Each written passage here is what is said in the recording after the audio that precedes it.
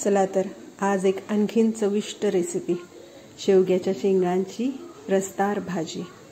शेंगा धुवून हव्या त्या आकारात कापून घ्या आणि त्याला आपण 5-6 मिनिट वाफवून घेणार आहोत। इथे वाफवताना थोडंसं मीठ टाकायचे आणि चमचाभर तेल टाकायचे म्हणजे शेंगा पटकन शिजतात। इथे 5 ते 6 मिनिटात आपल्या शेंगा छान शिजलाय। शेंगा थोडासा कच्चापणा ठेवायचा आहे कारण नंतर आपण मसाल्यात त्या पुन्हा परतवणार आहोत। इथे बघा आपली शेंग हवी तशी झाली आहे। आता आपण वाटण्याची तयारी करू। वाटण्यासाठी मी इथे 3 छोटे कांदे कापून घेतले, 4 हिरव्या मिरच्या, थोडेसे लसूण, आलं, टोमॅटो आणि थोडंसं खोबरं कापून घेतलंय आणि कोथिंबीर भरपूर घ्यायची आहे इथे। आता हे सगळं मिक्सरच्या जारमध्ये घेऊन छान बारीक वाटायचं आहे।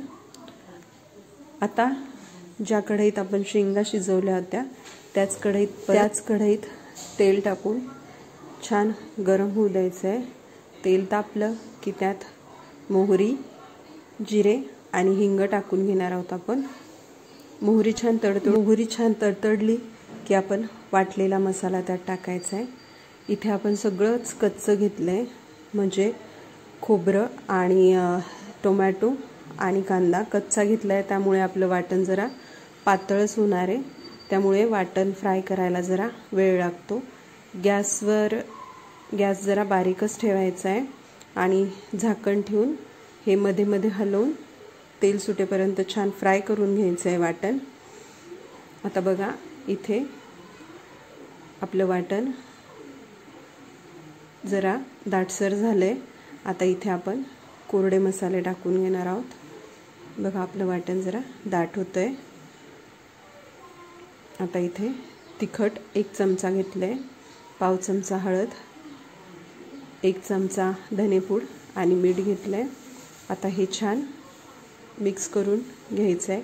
परत आपण इथे मसाल्यावर झाकण ठेवणार आहोत। इथे बघा मी गॅस मोठाच ठेवला आहे म्हणजे आपला मसाला पटकन दाट होतो आणि छान पटकन तेल सुटतं। इथे परत आता मी 5 ते 10 मिनिट झाकण ठेवणार आहे।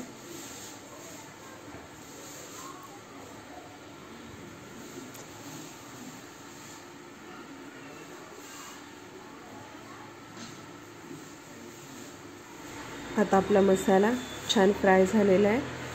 आता इथे आपण शिजलेल्या शेंगा मसाल्यात टाकणार आहोत।